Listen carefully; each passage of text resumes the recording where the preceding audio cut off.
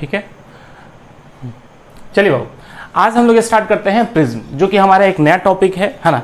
अब इस टॉपिक को बेसिकली लमसम 2 से 3 दिन में हम लोग खत्म कर देंगे, है ना। अब बात आती है क्या कि साहब हम लोग करीबन ऑप्टिक्स में जो हम लोग चल रहा है, ऑप्टिक्स अपना जब चैप्टर चल रहा है बेटा, इस ऑप्टिक्स में हम लोग करीब करीब अपना सिलेबस क्या कर चुके हैं, खत्म कर चुके हैं। ठीक है, अब इसमें हमारा बचा क्या रह गया है, सिर्फ और सिर्फ प्रिज्म और एक बचा है रिफ्रैक्शन थ्रू स्फेरिकल सरफेस। मात्र यही 2 चीज बचा रहे मेरे अकॉर्डिंग। मतलब जब हम लोग प्रिज्म चलेंगे तो प्रिज्म से ही हम लोग क्या चलेंगे, डिस्पर्जन में हो जाएगा। प्रिज्म से ही हम लोग किस में चलेंगे, डिस्पर्जन में। और जैसे हम लोग रिफ्रैक्शन थ्रू स्फेरिकल सरफेस पढ़ेंगे तो उसी से हम लोग किस में चले जाएंगे बेटा, लेंस में, क्योंकि वो भी क्या है, लेंस में भी रिफ्रैक्शन थ्रू स्फेरिकल सरफेस ही हम लोग पढ़ना होता है। अच्छा, तो मात्र यही 2 टॉपिक अब बचा रह गया। इसी 2 टॉपिक को हम लोग को डील करके इस चैप्टर को क्या करना है बेटा, एंड कर देना है। और मुझे उम्मीद है कि आप लोग पूरा डीपीपी अपना बना रहे होंगे और कायदे से इसको क्या कर रहे हैं बेटा, कायदे से इसको समझ भी रहे होंगे। अब बात क्या है कि साहब आपको अपना डीपीपी जरूर सबमिट करना है। ऐप पे जाइए, ऐप पे अपना डीपीपी सबमिट कीजिए। क्योंकि क्वेश्चन नहीं बनाइएगा बेटा तो कॉन्सेप्ट पढ़ने से कोई फायदा नहीं है। कॉन्सेप्ट किसके लिए पढ़ते हैं, तो हम लोग कॉन्सेप्ट न्यूमेरिकल बनाने के लिए पढ़ते हैं। तो हमारे पास कॉन्सेप्ट है और न्यूमेरिकल ही नहीं बना रहे तो फिर मजा कैसे आएगा, है ना। तो न्यूमेरिकल भी बनाना आपका पूरा जरूरी है। आपको आपका डीपीपी दे दिया गया है, उस डीपीपी में लेवल 1 वाला दे दिया गया है और उसको बेटा आपको कर लेना है। ठीक है, उसके बाद हम लोग एक बोर्ड का भी आपको ऑब्जेक्टिव क्वेश्चंस का जो होगा, ऑब्जेक्टिव और 2 नंबरिया, ये बोर्ड के लिए भी ऑप्टिक्स का वो भी आपको देने वाले हैं। लेकिन वो चैप्टर अपना खत्म हो जाएगा तब आपको दिया जाएगा और उससे हम लोग प्रैक्टिस भी कर लेंगे जम के। ठीक है, आइए, घबराना नहीं है। तो आज हम लोग स्टार्ट करते हैं बेटा, क्या स्टार्ट करेंगे, प्रिज्म। क्या स्टार्ट करेंगे बेटा, प्रिज्म, PRISM, प्रिज्म स्टार्ट करेंगे, है ना। अब बेटा ये प्रिज्म क्या है, तो ध्यान से देखिए। प्रिज्म को पहली बात तो हिंदी में हम लोग प्रिज्म ही बोलते हैं। हिंदी में क्या बोलते हैं बेटा इसको, प्रिज्म। प्रिज्म सीमेंट है, प्रिज्म सीमेंट भी आता है बेटा, है ना। हिंदी में इसको क्या बोलते हैं बेटा, प्रिज्म बोलते हैं। अच्छा, अब कहता है क्या कि सर कि ये प्रिज्म बेसिकली क्या है, तो ध्यान से देखें, पहले इसको समझेंगे। प्रिज्म क्या है कि अभी तक आप जो पढ़े थे बेटा वो स्लैब है ना। तो स्लैब और प्रिज्म करीब करीब मिलता जुलता है ना। उसी से स्लैब से ही ये प्रिज्म निकल के आता है बेटा। कैसे, तो ध्यान से देखेंगे। ये है आपका प्रिज्म,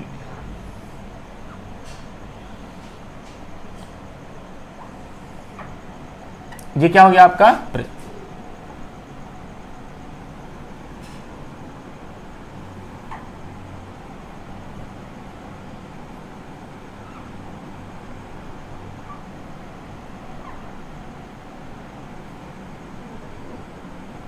ये आपका हो गया बेटा एक प्रिज्म हो गया। ठीक है, ये एक प्रिज्म है ना।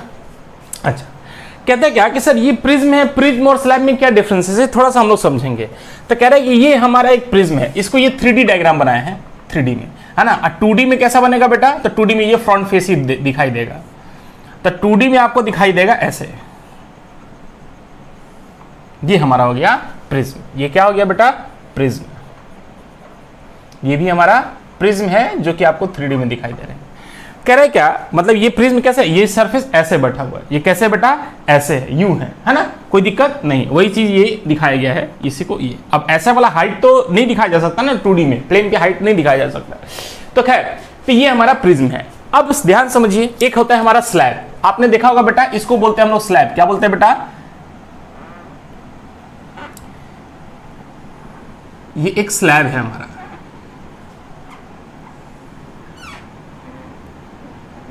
ये क्या है हमारा, ये एक स्लैब है। ये क्या है बेटा, एक स्लैब है। ठीक है, स्लैब की प्रॉपर्टी क्या होता है कि अगर लाइट आ रही है बेटा, अगर स्लैब पे लाइट आती है तो दोनों पैरेलल सरफेस से रिफ्रैक्शन के बाद इंसिडेंट रे और इमर्जेंट रे दोनों आपस में क्या हो जाती थी, पैरेलल हो जाती थी। और थोड़ा सा क्या होता, शिफ्ट हो जाता था। जो इमर्जेंट रे होता था वो क्या होता था कि इंसिडेंट रे से थोड़ा सा क्या होता था बेटा, पैरेलली शिफ्ट हो जाता था। लेकिन इंसिडेंट रे और रिफ्रैक्टेड रे आपस में हमेशा क्या होते थे बेटा, पैरेलल होते थे। इसमें कोई शक वाली बात नहीं है। आइए बेटा, अब कहता है क्या कि सर प्रिज्म और स्लैब में क्या सेम है, वो ध्यान से देखेंगे। मान लो बेटा कि अगर आप इसी स्लैब को अगर आप यहां से काट दें, cut the slab from this section, है ना।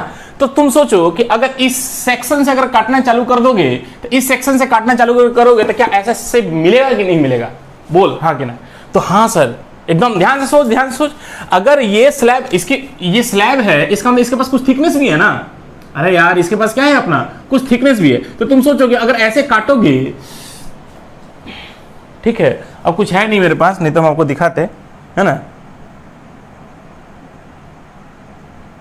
तो समझो बेटा कि अगर ऐसे काटोगे तो ये वाला सेक्शन और ये वाला सेक्शन क्या सेम मैच करते हुए नहीं नजर आ रहा है? तो हाँ सर, अगर इसी स्लैब को अगर यहां से काट दिया जाए तो साहब ये वाला जो सेक्शन है ये एक प्रिज्म की तरह बिहेव करेगा। ये कैसे बिहेव करने लगेगा बेटा? प्रिज्म की तरह बिहेव करना शुरू कर देगा, PRISM। क्यों ऐसा? तो ध्यान से देखिए प्रिज्म और स्लैब में क्या डिफरेंसेस है। तो सबसे पहले तो हम लोग स्लैब का पहले डिफिनेशन पढ़ते हैं, उसके बाद इस स्लैब को, उसके बाद सबसे पहले हम लोग प्रिज्म का डिफिनेशन पढ़ते हैं बेटा, और उसके बाद हम आगे इन चीजों को बढ़ाते हैं। तो सबसे पहले बोर्ड के लिए बेटा प्रिज्म का डिफिनेशन सब लोग लिखेंगे। प्रिज्म बराबर, प्रिज्म किसे कहते हैं? तो कहता है क्या कि साहब ये एक ट्रांसपेरेंट मटेरियल होता है। क्या होता है बेटा? ट्रांसपेरेंट मटेरियल होता है, और ये रिफ्रैक्टिंग होता है। मतलब रिफ्रैक्टिंग का मतलब लाइट एक यहां से आएगी, एक उस मीडियम में चलेगी और फिर वहां से निकल भी जाएगी, है ना। तो इसलिए क्या होता है, ये ट्रांसपेरेंट रिफ्रैक्टिंग मीडियम होती है। देखिए प्रिज्म क्या है, पहले definition, a homogeneous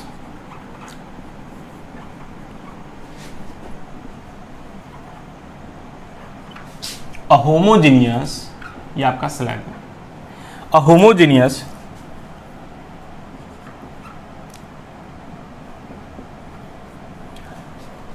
solid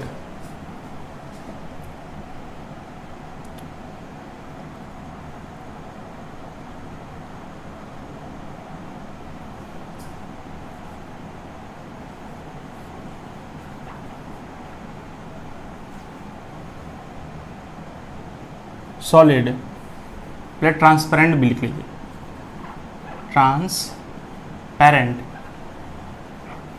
and क्या लिखा गया बेटा? प्रिज्म क्या है? अ होमोजीनियस सॉलिड, मतलब ये सॉलिड होता है, ऐसे नहीं कि लिक्विड गैस में नहीं। ये क्या होता है, मतलब क्या होता है, शीशा की तरह होता है। शीशा है तो शीशा क्या है बेटा? सॉलिड है, ग्लास है। A homogeneous solid transparent and refracting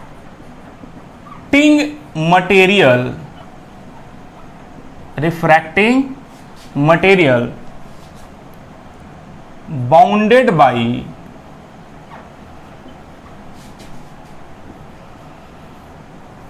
minimum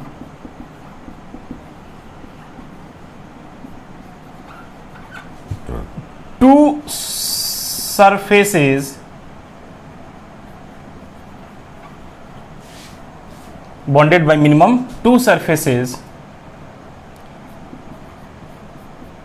inclined at some angle is called prism, is called, इसी को हम लोग बोलते हैं प्रिज्म। मतलब होमोजीनियस सॉलिड ट्रांसपेरेंट और रिफ्रैक्टिंग मटेरियल, है ना। कि क्या है बेटा कि ये जो आपका जो प्रिज्म दिख रहा है, ये प्रिज्म बेसिकली ट्रांसपेरेंट होता है, मतलब पारदर्शी होता है। आर पार हम लोग क्या कर सकते हैं, इसे देख सकते हैं। और दूसरी चीज क्या है कि ये एक रिफ्रैक्टिंग होता है, ये रिफ्रैक्टिंग मटेरियल से मिलकर बना होता है। मतलब लाइट आर पार हो जाएगी। लाइट क्या हो जाएगी बेटा? आर पार हो जाएगी, है ना। जैसे बंदूक से गोली मारते तो क्या हो जाता है? आर पार हो जाता है ना। वैसे ही बेटा लाइट इधर से आएगी तो फिर इधर से निकल, इस सरफेस से आएगी तो इस वाले सरफेस से निकल जाएगी। कहता है क्या? And bonded by minimum to surfaces, और इसके पास क्या है कि कम से कम दो सरफेस तो होनी चाहिए।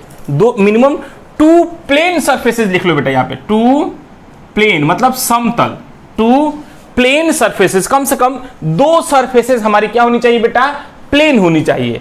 इंक्लाइंड एट सम एंगल, और वो जो दोनों प्लेन सरफेसेस हैं वो बेटा किसी एंगल पे क्या होंगे? इंक्लाइंड होंगे। तो इसी कॉम्बिनेशन को, इसी सिस्टम को हम लोग क्या बोलते हैं?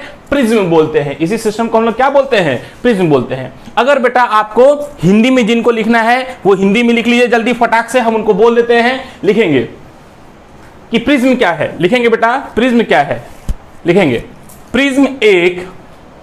प्रिज्म एक ऐसी, होमोजीनियस का मतलब समांगी, प्रिज्म एक ऐसी समांगी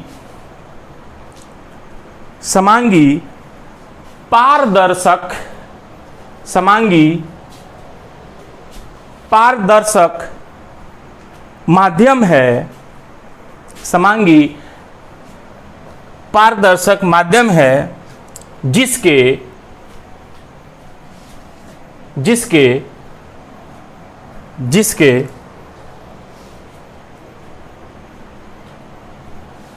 जिसके कम से कम दो अपवर्तक सतह, अपवर्तक समतल सतह, अपवर्तक समतल सतह, दो अपवर्तक समतल सतह किसी कोण पे झुके हुए होते हैं या झुके होते हैं, किसी कोण पे झुके होते हैं। ठीक है, कोई दिक्कत नहीं, आप समझ में आ गया बेटा। क्या है कि प्रिज्म क्या है कि साहब कुछ नहीं, एक ट्रांसपेरेंट मटेरियल होता है। एक क्या होता है बेटा, एक ट्रांसपेरेंट मटेरियल होता है, मतलब आर पार दिखाई दे सकता है। और ये ट्रांसपेरेंट मटेरियल साथ साथ क्या होता है बेटा, रिफ्रैक्टिंग भी होता है, मतलब लाइट आर पार चली जाती है। मतलब ट्रांसपेरेंट हो ही जाएगा तो इसका मतलब वो लाइट आर पार चली जाएगी, तभी वो दिखाई दे रहा है। और दूसरी चीज क्या है कि इसमें कम से कम दो सर्फेसेस क्या होनी चाहिए बेटा, प्लेन होनी चाहिए, और दोनों सर्फेसेस किसी एंगल पे इंक्लाइंड होने चाहिए, वो किसी एंगल पे इंक्लाइंड होते हैं। लेकिन ये हो गया बेटा प्रिज्म का कॉन्सेप्ट। लेकिन स्लैब में और प्रिज्म में, स्लैब में बेसिकली क्या होता है कि जो दोनों रिफ्रैक्टिंग सरफेसेस होती हैं, ये भी वही सेम चीज है कि एक सरफेस यहां पे, एक सरफेस यहां पे है। लेकिन इसमें अंतर क्या है कि साहब लाइट बेसिकली ऐसे आती है। स्लैब में लाइट कैसे आती है बेटा, ऐसे आती है, ऐसे आती है। यहां नॉर्मल हो गया, यहां से डेंसर में बेंड हो जाएगी और यहां से फिर नॉर्मल पे आएगी और ये फिर लाइट रे इंसिडेंट रे के पैरेलल ये चली जाती है बेटा। ये होता है स्लैब। तो इसका मतलब यहां पे जो रिफ्रैक्शन होता है वो दो प्लेन पैरेलल सरफेसेस के बीच में होता है। तो अगर रिफ्रैक्शन दो प्लेन पैरेलल सरफेसेस के बीच में हो जाए then we use the concept of slab. But अगर रिफ्रैक्शन बेटा ऐसे, प्रिज्म आप देखोगे लाइट ऐसे जाती है, मतलब यहां पे फिर ये नॉर्मल बना लेगी, तो ये होगा एंगल ऑफ इंसिडेंस। ठीक है, उसके बाद ये होगा एंगल ऑफ रिफ्रैक्शन। फिर इस सरफेस पे पड़ी तो इस सरफेस पे नॉर्मल आप बनाइएगा कुछ ऐसे, और ये एंगल ऑफ इंसिडेंस कम होगा और ये एंगल ऑफ रिफ्रैक्शन ज्यादा होगा, क्योंकि डेंसर से रेयर में जा रही है तो ये ज्यादा की ओर हो जाएगा। तो ये जो लाइट है ना, लाइट रिफ्रैक्शन के बाद वो हमेशा अपनी बेस की ओर मुड़ जाती है। किसकी ओर मुड़ जाती है, इसको कहेंगे हम लोग बेस। इस ट्रायंगल का क्या कहेंगे, ये प्रिज्म का ये बेस होगा, तो वो बेस की ओर मुड़ जाती है बेटा। लेकिन मतलब ऐसे लाइट आई और ऐसे मेड कर गई, लेकिन इसमें क्या होता है लाइट आई और पैरेलली लाइट निकल जाती है बेटा। ठीक है, तो ये हमारी क्या है डिफरेंसेस है कि साहब प्रिज्म में हमेशा दो इंक्लाइन सर्फेसेस के बीच में रिफ्रैक्शन होता है, जबकि स्लैब में हमेशा दो प्लेन पैरेलल सर्फेसेस के बीच में रिफ्रैक्शन होता है। तो हम लोग यहां पे एक कॉन्सेप्ट छोटा सा लिख लेंगे कि साहब if refraction is from two plane inclined surfaces,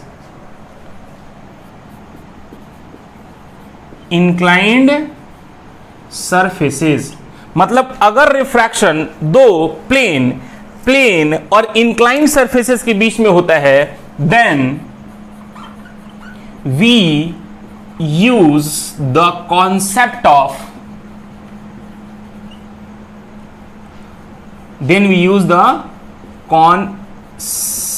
of क्या, फिजिक्स नहीं, प्रिज्म में क्या यूज करेंगे बेटा, concept of prism.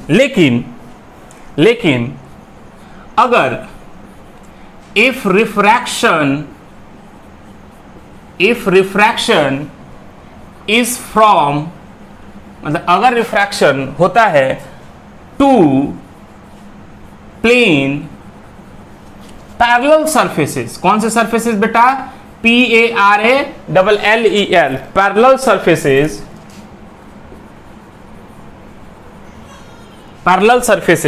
then we use the concept of, किसका यूज करेंगे बेटा, स्लैब। तो वो कैसे बिहेव करेगा बेटा, वो स्लैब की तरह बिहेव करेगा, और स्लैब में लाइट बेटा ऐसे जाती है। बोलो कोई दिक्कत वाली बात नहीं है। तो स्लैब का ही एक पोर्शन बेटा प्रिज्म की तरह बिहेव करेगा। मतलब अगर आप लाइट को बेटा यहां पे ऐसे गिरा देते हो, ऐसे गिराइएगा, तो ये लाइट ऐसे चलेगी और ये लाइट ऐसे बेंड हो जाएगी। तो ये स्लैब की तरह बिहेव नहीं करेगा बेटा, क्योंकि साहब स्लैब ही हमारा प्रिज्म हो सकता है, और प्रिज्म भी हमारा क्या होता है, स्लैब हो सकता है। कैसे? तो ध्यान से देखिए बेटा, एक्चुअल में ये जो प्रिज्म है वो बेसिकली हम आपको पता है कैसे होगा, ठीक है। ये ऐसे कुछ थिकनेस होगी ना इस प्रिज्म की। तो अगर लाइट आप ऐसे नहीं गिरा रहे बेटा, आप लाइट ऐसे नहीं गिरा रहे हैं, अगर लाइट आप ऐसे गिराएं, अगर लाइट ऐसे गिराए, तो तुम सोचो कि ये वाली सरफेस और ये वाली सरफेस क्या आपस में पैरेलल हो गई। और जब पैरेलल होगी तो जब लाइट इसमें से जाएगा तो बेटा वो स्लैब की तरह बिहेव करने लगेगा। मतलब प्रिज्म भी स्लैब की तरह बिहेव कर सकता है depending upon the direction of the incident ray. वो इंसिडेंट रे के डायरेक्शन पे डिपेंड करता है कि साहब लाइट गिर कहां रही है, किस सरफेस पे गिर रही है। अगर लाइट का रिफ्रैक्शन दो प्लेन पैरेलल सरफेसेस के बीच में होता है, then we use the slab, concept of slab. If refraction is from two inclined plane surfaces, then we use the concept of prism. क्या प्रिज्म में थोड़ी अभी चीज, अभी तो कुछ बताया नहीं ज्यादा, लेकिन क्या थोड़ी बात समझ में आ गई, प्रिज्म क्या है, स्लैब क्या है। शाबाश बेटा, आइए इसको लिख लेंगे बेटा। आइए अब बात करते हैं बेटा, कुछ छोटे चीज है ना, जिसको हम लोग बोलते हैं एंगल ऑफ प्रिज्म। क्या बोलेंगे बेटा, एंगल ऑफ प्रिज्म। तो हेडिंग डालेंगे, पहले एक प्रिज्म बना लेंगे फटाक से बेटा, झटाक से एक डायग्राम बनाएंगे। किसका? तो प्रिज्म का एक डायग्राम बनाएंगे, और वहीं से हम लोग आगे चीजें सारी समझेंगे। मतलब हम यहां डायग्राम बना देते हैं। क्या बना देते हैं बेटा, हेजा लबब हईतार का हुआ प्रिज्म।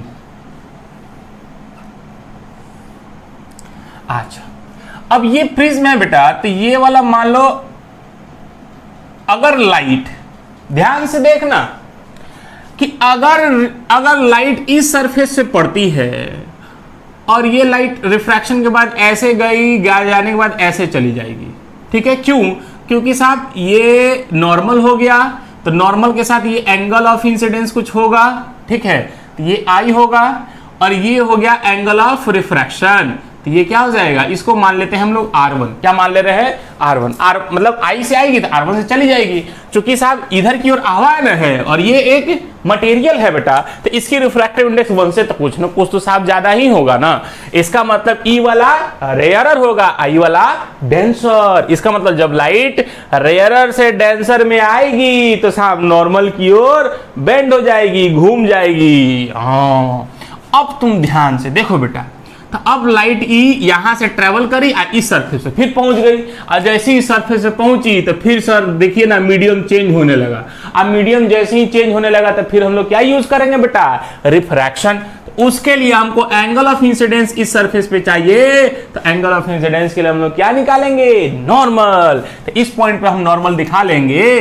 तो मान लो कि ये जो लाइट आ रही है वो किसी एंगल अलग से R2 से आ रही है। ये निकालने का तरीका हम आपको अभी बताएंगे, लेकिन अभी मान लीजिए कि R2 से आ रही है, तो E वाला एंगल अगर कम होगा तो एंगल ऑफ रिफ्रैक्शन बेटा ज्यादा होना चाहिए। क्या है, E हो गया एंगल ऑफ रिफ्रैक्शन, अरे एंगल ऑफ रिफ्रैक्शन तो E ना हो जाएगा। तो ध्यान से देखो, एंगल ऑफ इंसिडेंस इस पॉइंट पे, इस सरफेस पे एंगल ऑफ इंसिडेंस कम होगा, तो एंगल ऑफ रिफ्रैक्शन क्या होगा, जो भी इससे क्या होगा, ये ज्यादा ही होगा। क्यों? क्योंकि साहब अब जो लाइट है डेंसर से रेयरर में जा रही है, तो इसका मतलब सर नॉर्मल से दूर भाग जाएगी। तो जब नॉर्मल से दूर भागेगी तो एंगलवा ज्यादा बनाएगा। तो हाँ, ई जो एंगलवा निकला ना बेटा, तो इस लाइट को पहले तो समझिए, इस लाइट को हम लोग बोलते हैं इंसिडेंट रे। क्या बोलेंगे इसको, इंसिडेंट रे। अच्छा, इसको हम लोग क्या बोलेंगे, इमरजेंट रे। इमरजेंट रे, जिसको हम लोग हिंदी में बोलते हैं बेटा निर्गत किरण, मतलब जो प्रकाश निकल रही है, तो इसको बोलते हैं हम लोग निर्गत किरण, और इसको बोलते हैं आपतित किरण, है ना। अब तुम ध्यान से देखो बेटा कि अगर लाइट, ध्यान समझिएगा, अगर लाइट का रिफ्रैक्शन इन दोनों इंक्लाइन सरफेसेस के बीच में हो रहा है, मतलब इससे और इससे हो रहा है, इसका कोई यूज है तो कोई यूज नहीं है।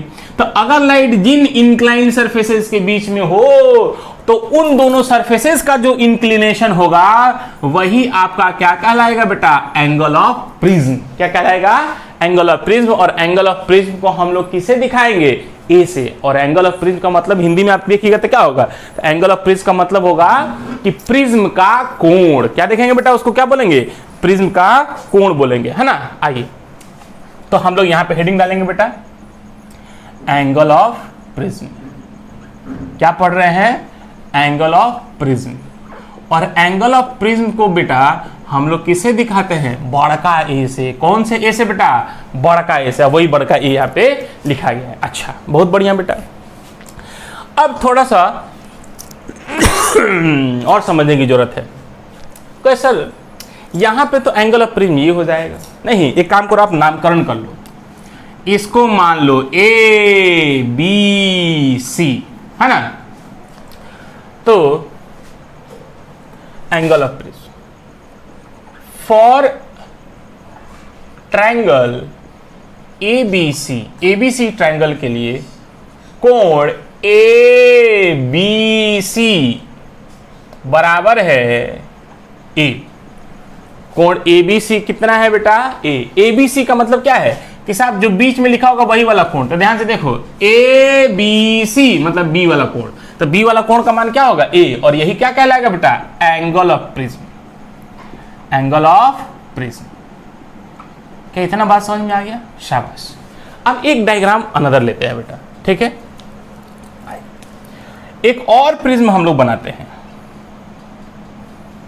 ठीक है। और इस प्रिज्म का नाम देते हैं पी क्यू आर। क्या नाम दे दिए बेटा, पी क्यू आर। अब कहता है क्या कि साहब इस बार लाइटवा जो है वो हेंग आई है बेटा। क्या आई है, हेंग आई है। तो हेंग आई तो तुम सोचो इस सरफेस पे नॉर्मल हम एंगल ड्रॉ कर लेंगे, तो ये हो गया एंगल ऑफ इंसिडेंस। बोल हाँ कि ना, तो हाँ सर ये तो एंगल ऑफ इंसिडेंस हो गया। तो साहब नॉर्मल रेयरर से डेंसर में आ रही है तो नॉर्मल की ओर बेंड हो जाएगी, तो ये बेंड हो गई, बेंड होके इस मीडियम में चल रही। अच्छा, अब तो ध्यान से सोच बेटा, अब इस सरफेस पड़ी तो फिर साहब मीडियम चेंज होने वाला है, तो साहब अब फिर से हम लोग क्या बना लेंगे, इस सरफेस पे नॉर्मल बना लिया। तो अब ये एंगल ऑफ इंसिडेंस हो गया कम, तो एंगल ऑफ रिफ्रैक्शन ज्यादा हुआ, क्या है कि डेंसर से रेयर में जा रही है, तो अब ये एंगल ऑफ रिफ्रैक्शन ज्यादा यहां से करेगा तो हेंगा चली जाएगी बेटा। नहीं, अब तुम सोचो कि इस अगर रे इस सरफेस पे गिरी और इस सरफेस से निकली, इसका मतलब सर रिफ्रैक्शन किन दो प्लेन इंक्लाइन सरफेसेस से हो रहा है। तो sir refraction P Q surface और क्यूआर सरफेस से हो रहा है। इसका मतलब ये जो पीक्यू सरफेस और क्यूआर सरफेस का जो इंक्लिनेशन होगा, मतलब जो झुकाव होगा, वही क्या कहलाएगा बेटा, एंगल ऑफ प्रिज्म यहां पे कहलाएगा। मतलब हमने आपको क्या बताया था अभी इस वाले क्वेश्चन में, इस वाले कॉन्सेप्ट में क्या पढ़ाया कि अगर रिफ्रैक्शन जिन दो प्लेन इंक्लाइंड सरफेसेस के बीच में हो रहा होगा, अगर रिफ्रैक्शन जिन दो प्लेन इंक्लाइंड सरफेसेस के बीच में रिफ्रैक्शन हो रहा होगा, तो उन्हीं दोनों प्लेन इंक्लाइंड सरफेसेस का जो एंगल होगा, झुकाव होगा, वही क्या कहलाएगा बेटा, एंगल ऑफ प्रिज्म। मतलब यहां पे देखो रिफ्रैक्शन इन सरफेस और इस सरफेस के बीच में हो रहा है, इसका मतलब ई वाला क्या कहलाएगा बेटा, एंगल ऑफ प्रिज्म कहलाएगा। बोलो कोई दिक्कत तो नहीं। ऐसे ही अगर मान लो बेटा कि लाइट अगर हेंगा से हेंगा चली जाएगी तो ई वाला एंगल ऑफ प्रिज्म होगा। क्यों, क्योंकि रिफ्रैक्शन इन दोनों सरफेसेस के बीच में हो रहा है। इसलिए हम यहां पे एक और लिख देते हैं कि for triangle P Q R, कोण पी क्यू आर बराबर क्या हो जाएगा, ए, और इसको क्या बोलेंगे हम लोग, एंगल ऑफ प्रिज्म। क्या आपको बात समझ में आ गई कि साहब एंगल ऑफ प्रिज्म किसे कहते हैं? हाँ, जिन दो प्लेन इंक्लाइंड सरफेसेस के बीच में रिफ्रैक्शन हो, तो साहब उन्हीं दोनों सरफेसेस के बीच का जो इंक्लिनेशन होगा उसी को हम लोग क्या बोलेंगे बेटा, एंगल ऑफ प्रिज्म बोलेंगे। आई अभी एंगल ऑफ प्रिज्म खत्म नहीं हुआ, अब ये था कॉन्सेप्ट बेसिक। अब इसके बाद हम एक डायग्राम फिर से बनाएंगे। आइए, अभी तो हम लोग समझ रहे थे कि एंगल ऑफ प्रिज्म ए दिखाते किसको हैं, बोलते किसको हैं, है ना। आइए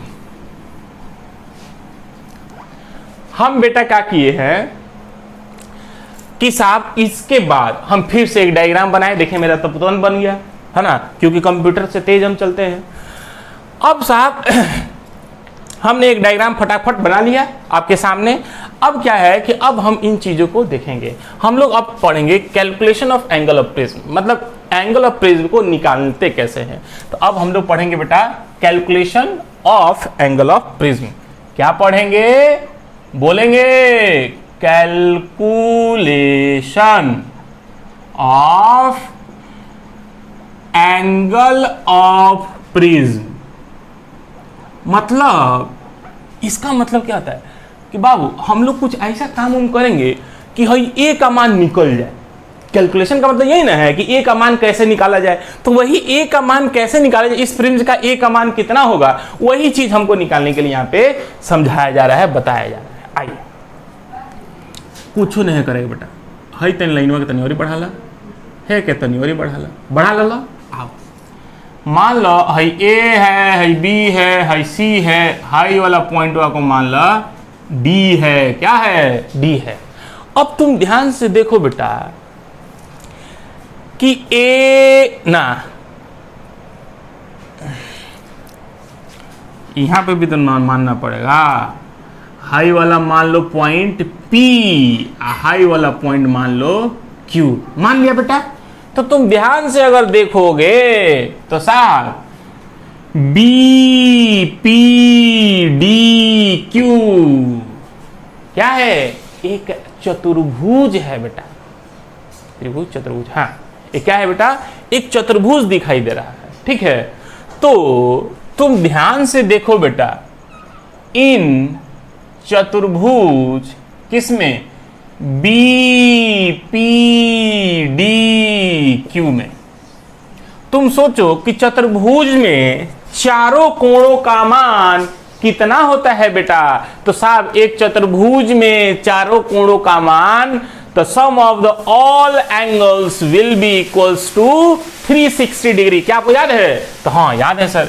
मतलब कोण ध्यान से देखिए कौन कौन सा, कोण B प्लस कोण P प्लस कोण D प्लस कोण Q बराबर, बोल बेटा ए 360 डिग्री, सॉरी कितना होगा बेटा 360 डिग्री। इसमें कोई शक नहीं है बाबू, नहीं याद है, नहीं पता था। हाँ चले जाइएगा स्कूल में, ठीक है। कौन से स्कूल में बेटा, कि जो स्कूलों में बचपन में पढ़े थे वही स्कूल में चले जाना है, और वहाँ पे जो मैडम पढ़ाई होंगी उनके पास फिर से चला जाना है, और वही मैडम से पूछना है कि मैडम तने हई बताइए केंगा हो गया। ठीक है, क्या है कि साहब ये बचपन का चीज़ है, जवानी का चीज़ नहीं है। जवानी में क्या पढ़ोगे तुम लोग ये सब।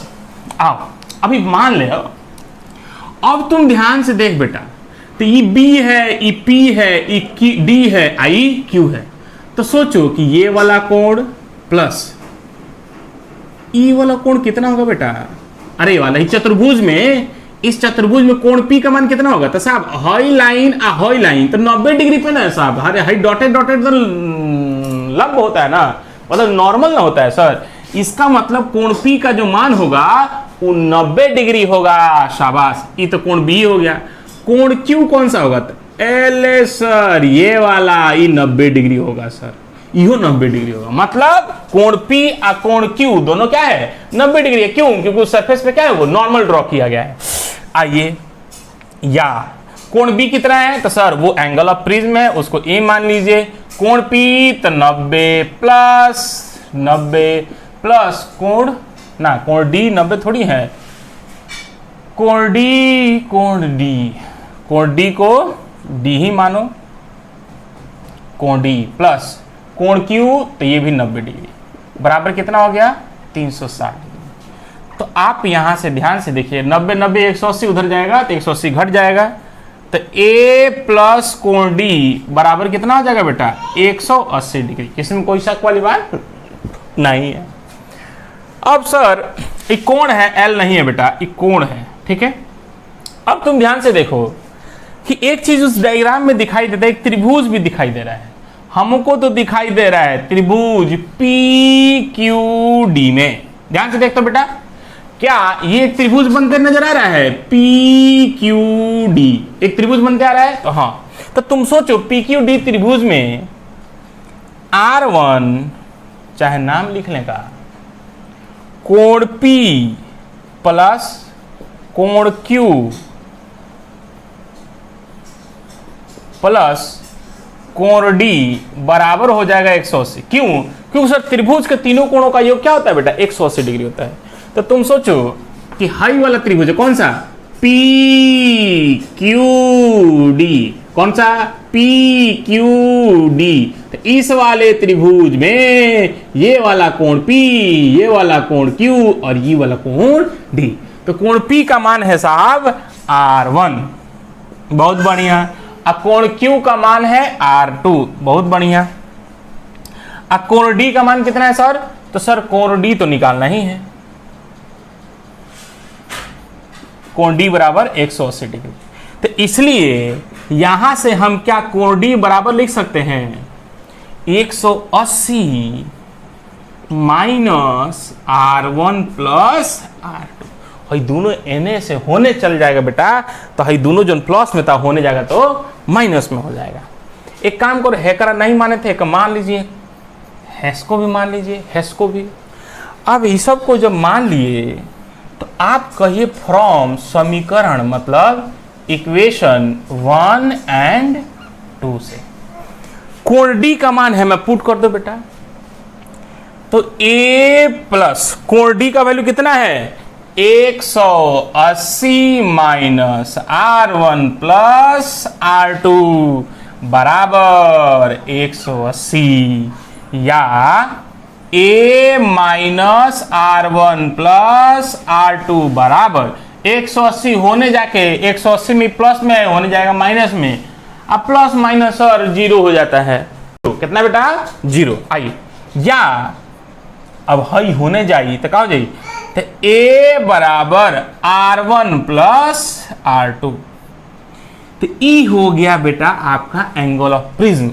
हमेशा याद रखना है कि साहब एंगल ऑफ प्रिज्म जो होता है वो हमेशा A बराबर क्या होगा? R1 प्लस R2 के बराबर होगा। अब ये R1 R2 क्या है? तो साहब इंटरमीडिएट एंगल ऑफ रिफ्रैक्शन है। मतलब अगर आप ध्यान से देखिएगा कि साहब ये I से आ रही है, तो साहब इस नॉर्मल के साथ ये रिफ्रैक्टेड रे कितना एंगल बनाएगी? तो ये R2 नहीं।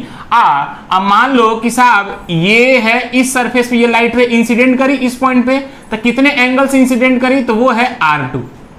R1 से आएगी तो किसी एंगल से जाएगी, तो वो एंगल कितना है? R2। तो R2 से आएगी तो बेटा किससे जाएगी? बेटा रिफ्रैक्ट होगी तो E से जाएगी। और ये कैसे निकालेंगे बेटा? I से आएगी तो कितने से जाएगी? R1 से जाएगी, तो R1 की वैल्यू कितनी होगी? तो स्नेल्स लॉ लगा लेंगे क्या? N1 sin I बराबर N2 sin R, और R का वैल्यू कितना होगा? R1। वैसे ही अब कैसे भी करके यहाँ पे R2 का वैल्यू हम लोग निकालेंगे, अभी बताएंगे कैसे R2 निकालेंगे। तो R2 पता चल जाएगा तो कितने एंगल से इमरजेंट करेगी? तो साहब उसके लिए क्या है कि N1 sin I बराबर N2 sin R। बाबू एक चीज आपको तो पता नहीं, भूल गए, इस E को बोलते हैं, इसको बोलते हैं इमरजेंट रे, इसको बोलते हैं angle of emergence. EMERGENCE। I तो हमारा एंगल ऑफ इंसिडेंसी होता है, ठीक है। आइए, अब ये A बराबर R1 प्लस R2 से क्या फायदा होगा? तो ध्यान से देख बेटा, आप स्नेल्स लॉ लगाइएगा। जैसे मान लो कि एक क्वेश्चन आपको दे देता है, चाहे हम डायरेक्ट क्वेश्चन ही करा देते हैं, आपको समझ में आ जाएगा, ठीक है। आइए,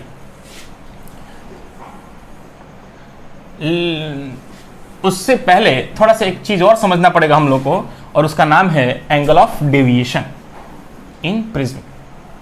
ये थोड़ा सा समझिए बेटा, यही समझाते रहे, फिर बाद में हम न्यूमेरिकल कर लेंगे, है ना।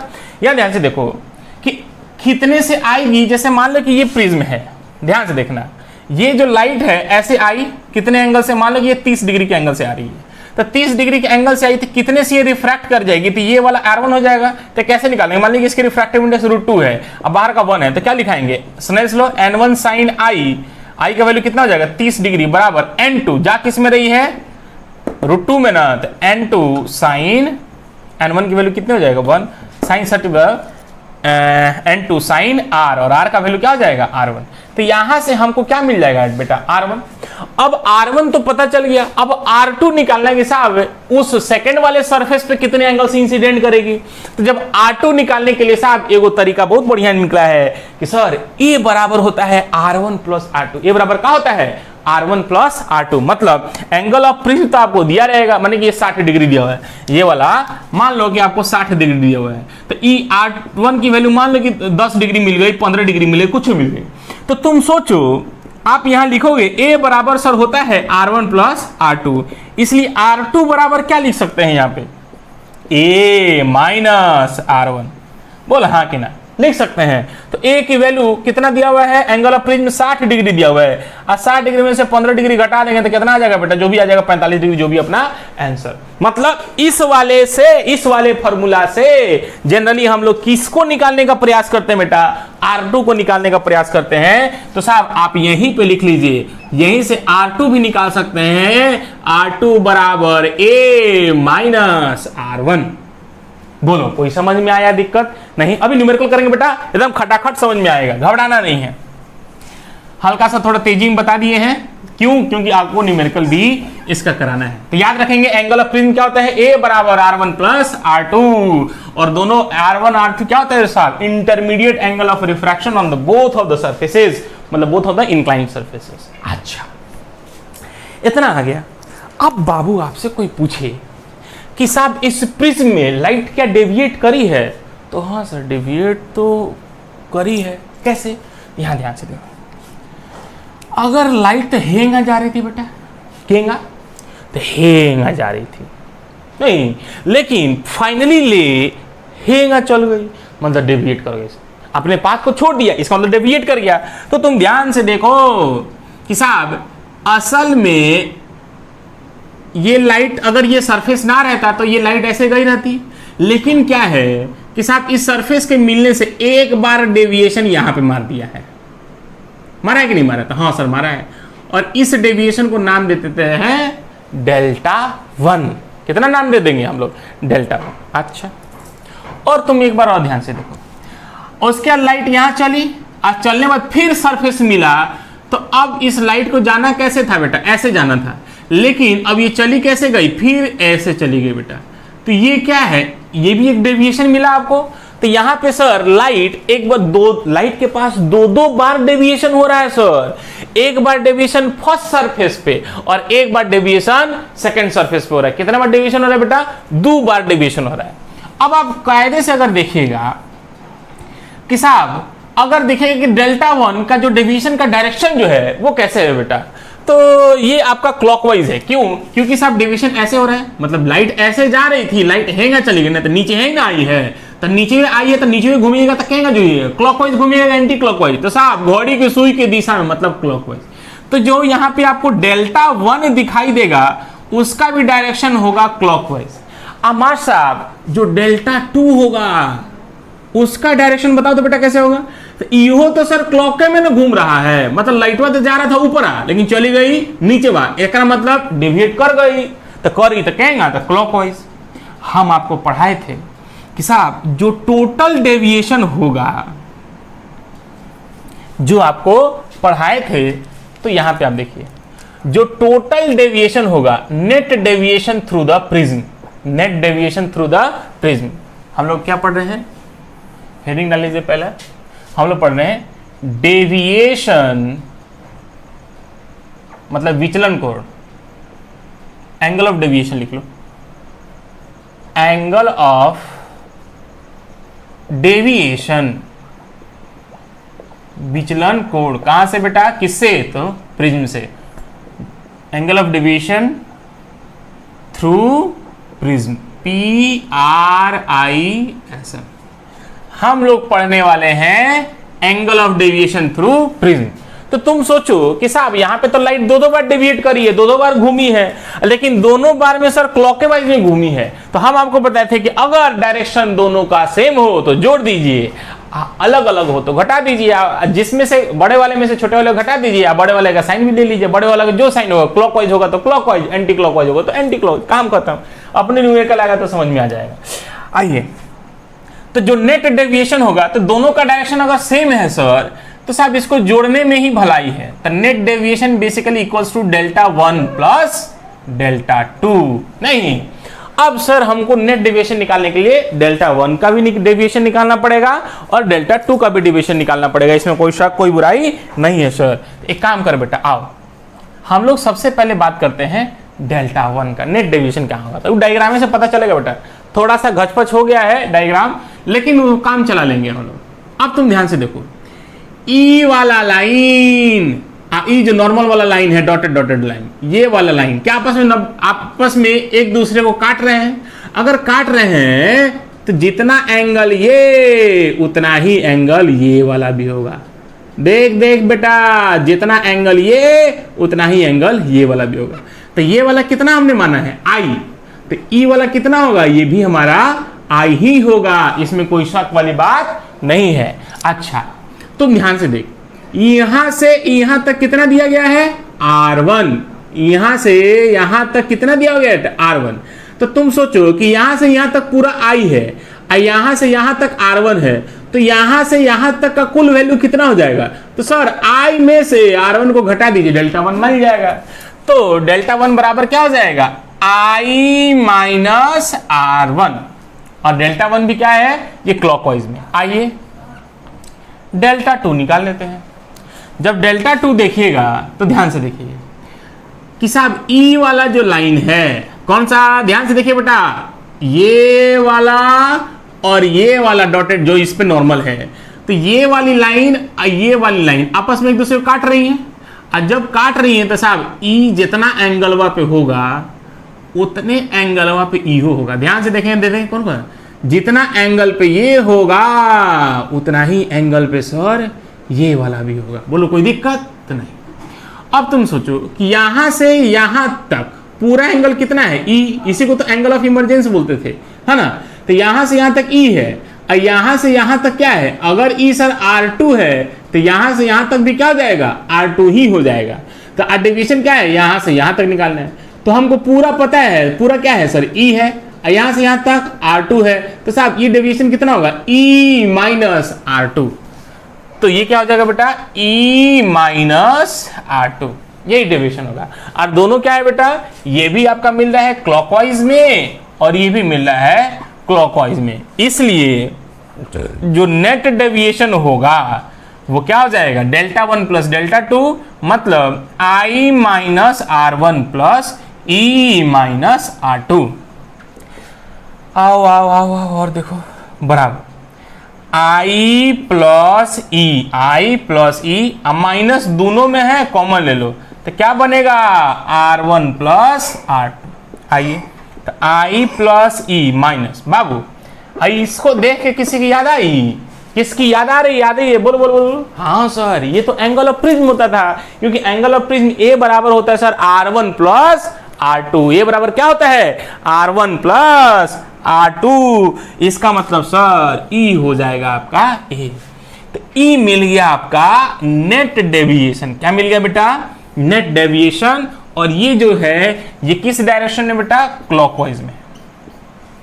बाबू कहता है कि सर जनरली हम लोग नेट डेविएशन का फॉर्मूला यही यूज करेंगे, बोर्ड वगैरह में तो साहब I प्लस ई माइनस ए से ही काम चल जाएगा। लेकिन अगर बेटा आप कंपटीशन में चलिएगा तो कंपटीशन में बेसिकली इस फॉर्मूले से आपका गड़बड़ हो सकता है। मोस्ट प्रोबेबली है कि साहब इस फॉर्मूले को यूज करने पे आपका जो नेट डेविएशन जो आपका आएगा इट में भी रॉन्ग हो सकता है।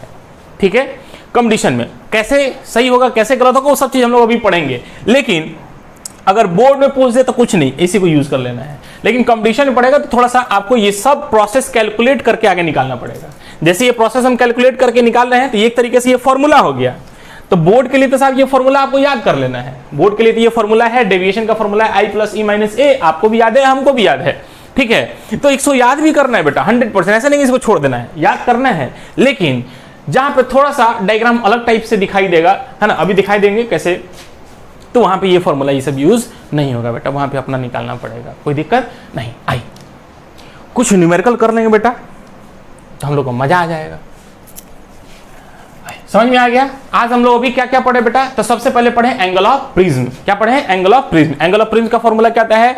ए बराबर R1 प्लस R2। अच्छा, उसका हम लोग पढ़े कि deviation through the prism. Deviation through prism का फॉर्मूला क्या होता है?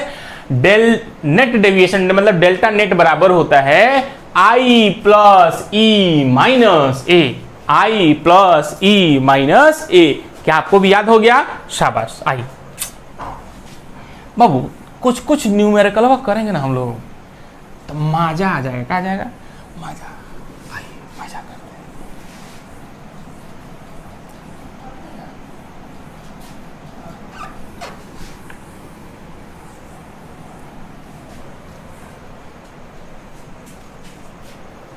आइए बेटा आनंद लेते हैं हम लोग।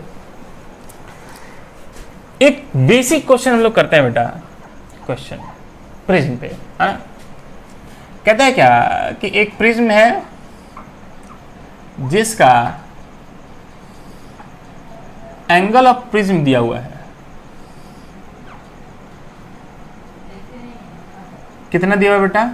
मान लो एंगल ऑफ प्रिज्म दिया हुआ है 60 डिग्री। कितना डिग्री बेटा? 60 डिग्री दिया हुआ है। और एक लाइट ऐसे आ रही है इस सरफेस पे और ये आ रही है 60 डिग्री पे, और इस प्रिज्म का जो रिफ्रैक्टिव इंडेक्स है वो √2 है, √3 है। कितना है बेटा? √3। बोलो कोई दिक्कत नहीं। क्वेश्चन पूछ रहा है कि find the net deviation through the prism. Question क्या पूछ रहा है बेटा? क्वेश्चन पूछा कि find the net deviation through the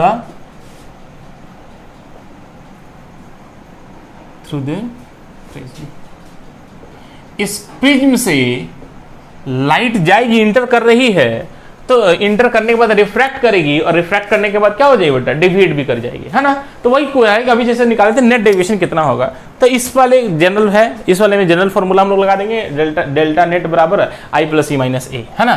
तो ध्यान से देखो सर, अभी हमने पढ़ा है कि जो नेट डेविएशन होता है कहां पे ये यूज नहीं होगा फॉर्मूला, हम बताएंगे आगे, अभी नहीं, ठीक है? अभी यही फॉर्मूला चलेगा। तो नेट डेविएशन बराबर होता है आई प्लस ई माइनस ए। कोई कंफ्यूजन नहीं रखना है बेटा, है ना? अपने आप हम आपको बता देंगे कैसे कैसे टाइप्स के फॉर्मूले में, कैसे कैसे टाइप्स के प्रिज्म में ये फॉर्मूला वैलिड नहीं होगा, वो अभी आपको बताया जाएगा, है ना? अभी बताने वाले हैं थोड़ी देर बाद। देखिए तो नेट डेविएशन होगा आई प्लस ई माइनस ए। तो तुम सोचो कि आई का मान पता है, मतलब कितने एंगल से आ रही है? तो सर आ रही है वो तो 60 डिग्री पे आ रही है। हाँ सर यहाँ पे देखो। अच्छा ए का मान पता है, तो सर ए भी तो 60 डिग्री दिया हुआ है, तो ए भी तो 60 डिग्री। अच्छा हाँ बेटा, ए भी 60 डिग्री दिया हुआ है। अब आपसे बोले कि सर ई नहीं पता है। क्या नहीं पता है? ई का मान क्या है? नहीं पता है। तो ई का मान नहीं पता है तो सर कैसे निकालें ई? तो तुम ध्यान से देखो, कुछ नहीं बेटा, आपको ई निकालना है तो ये वाला ना था एंगल ऑफ इमर्जेंस। तो बेसिकली क्या होगा कि ये लाइट, सर ये क्वेश्चन है, सॉल्यूशन अलग पेन से बना दे रहे हैं। ये लाइट ऐसे रिफ्रैक्ट करके ऐसे चलेगी और ये हो जाएगा हमारा सर R1, कोई दिक्कत नहीं। फिर यहाँ पे हम लोग नॉर्मल एक ड्रॉ करेंगे और इस नॉर्मल से ये एंगल ऑफ इंसिडेंस R2 हो जाएगा, और ये सर लाइट यहाँ तक पढ़ने के बाद ये लाइट ऐसे निकल जाएगी, जिसको हम लोग निर्गत किरण बोलेंगे, इसको बोलेंगे E। तो सर E तब निकलेगा जब R2 पता हो, क्योंकि स्नेल्स लॉ लगाएंगे ना, तो इस सरफेस पर रिफ्रैक्टिंग सरफेस स्नेल्स लॉ लगाएंगे, n1 sin i बराबर n2 sin r। तो उस केस में E निकालने के लिए सर हमको R2 की वैल्यू पता होनी चाहिए, और R2 कहां से निकल जाएगा? क्योंकि A बराबर होता है R1 प्लस R2, तो A पता है, R2 निकालने के लिए क्या हमें R1 का वैल्यू पता करना पड़ेगा। और R1 कहां से निकलेगा सर? तो R1 साहब यहां से इस सरफेस से रिफ्रैक्शन लगा दो, सब चीज दिया हुआ था, यहां से R1 निकल जाएगा। तो हमारा सबसे पहला काम है सर R1 निकालेंगे, देन आफ्टर हम लोग R2 निकालेंगे, और देन आफ्टर R2 से हम लोग E निकाल लेंगे। आइए सॉल्यूशन इसका देखते हैं। सॉल्यूशन में देखेंगे रिफ्रैक्शन एट फर्स्ट सरफेस। क्या लिखेंगे बेटा? Refraction at first surface. First surface, पहले सरफेस पे अगर रिफ्रैक्शन इस यहां पे लगाइएगा तो अकॉर्डिंग टू स्नेल्स लॉ क्या पढ़े थे बेटा? n1 sin i बराबर n2 sin r। बोल बेटा लिखेंगे नहीं लिखेंगे? तो हाँ सर फॉर्मूला तो यही था स्नेल्स लॉ का। आप चाहे तो यहाँ पे लिख सकते हैं अकॉर्डिंग टू स्नेल्स लॉ लिख दीजिए।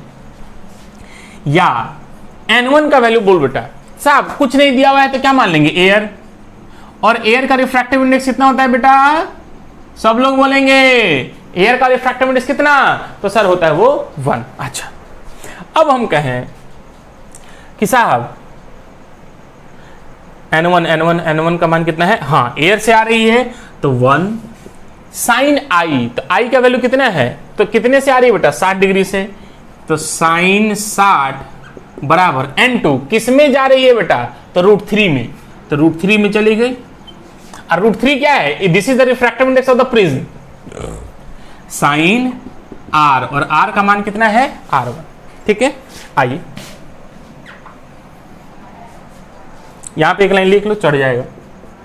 साइन 60 का वैल्यू √3/2 बराबर √3 साइन R1, √3 ने √3 को मार दिया, तो बचा क्या बेटा, या साइन R1 बराबर हो जाएगा 1/2, कितना हो गया, 1/2।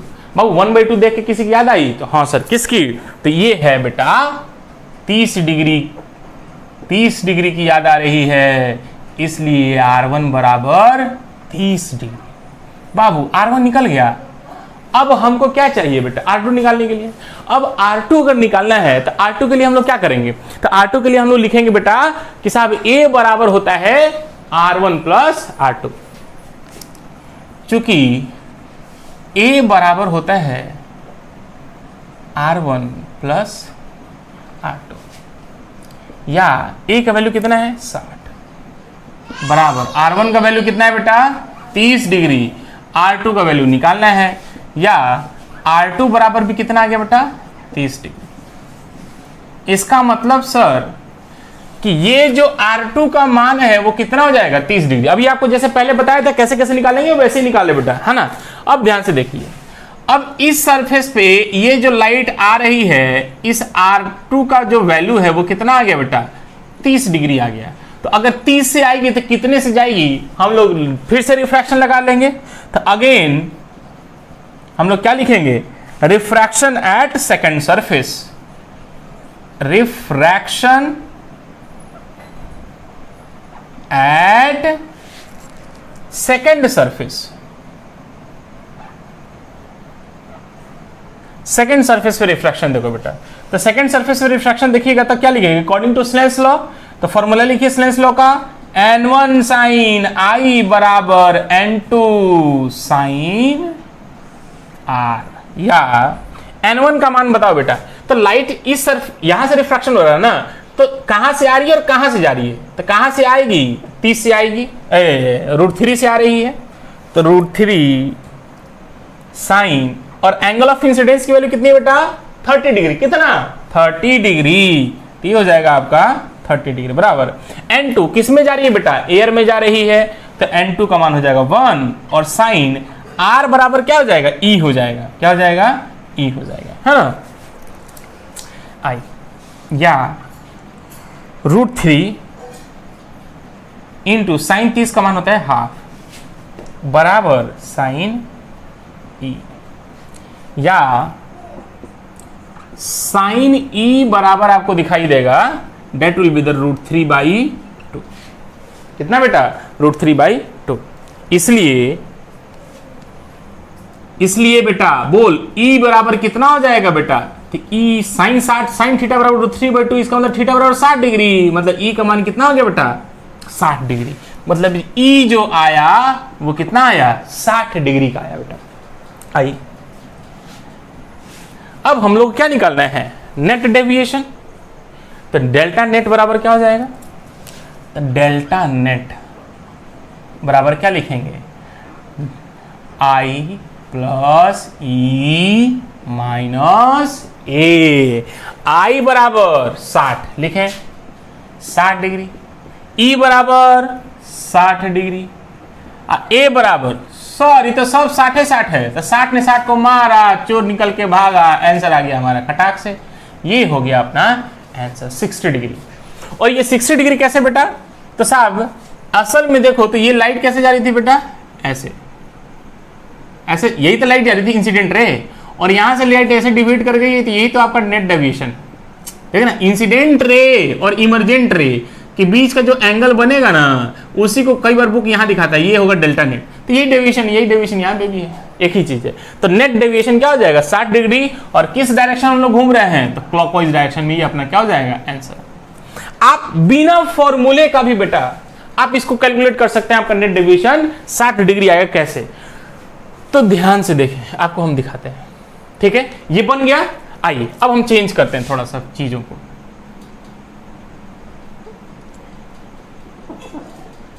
यहां ध्यान से देख बेटा,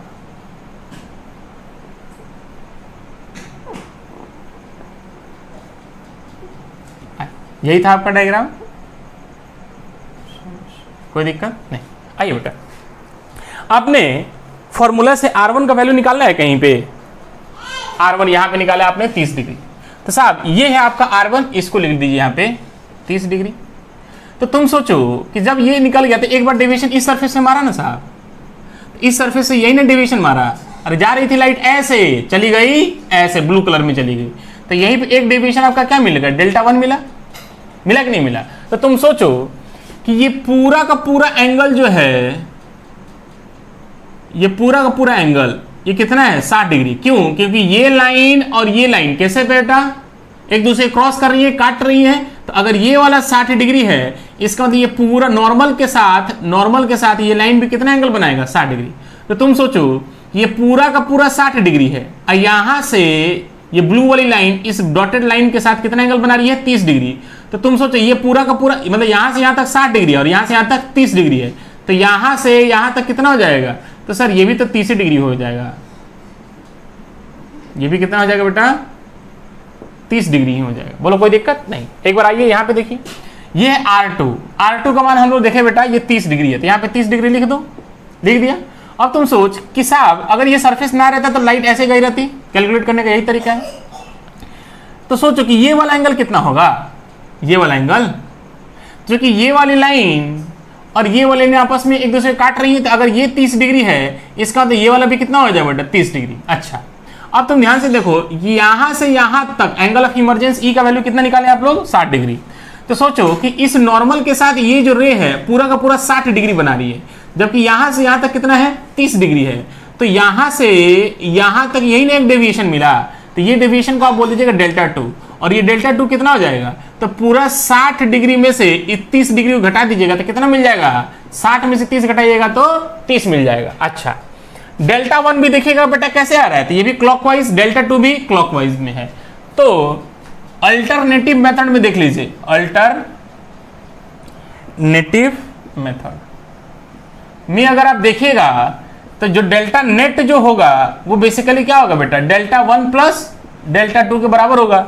और डेल्टा 1 की वैल्यू कितनी है बेटा 30 डिग्री, और डेल्टा 2 की वैल्यू कितनी है वो भी बेटा 30 डिग्री है। हम जोड़ क्यों रहे हैं, क्योंकि साहब दोनों डेल्टा 1 भी क्लॉकवाइज में है और डेल्टा 2 भी क्लॉकवाइज में है, इसमें कोई दिक्कत कोई शक मत करना बेटा, आसानी से समझो उसको। तो ये भी क्या है क्लॉकवाइज में, और मेरे बनाने से नहीं होगा बेटा, ये आपको खुद प्रैक्टिस करना पड़ेगा, खुद बनाना पड़ेगा, कुछ नहीं है ऐसे क्वेश्चंस में। अब ऐसा क्वेश्चन अगर आपसे छूट जाएगा तो समझ लीजिए आपको पढ़ना बेकार हो जाएगा बेटा, है ना। हम लोग को एकदम बहुत कायदे से पढ़ना है, इस क्वेश्चन को आप दोबारा बनाइए, कुछ नहीं आपको लग रहा है कि इतना बड़ा आती है, कुछ नहीं है, 2 मिनट का सॉल्यूशन है वो। कितने मिनट का सॉल्यूशन है बेटा, मात्र 2 मिनट का सॉल्यूशन है, वाकई बता रहे हैं बेटा, इसको एकदम बढ़िया से पढ़िएगा। तो 30 और 30 कितना हो जाएगा बेटा 60 डिग्री, किधर, तो क्लॉकवाइज में आंसर।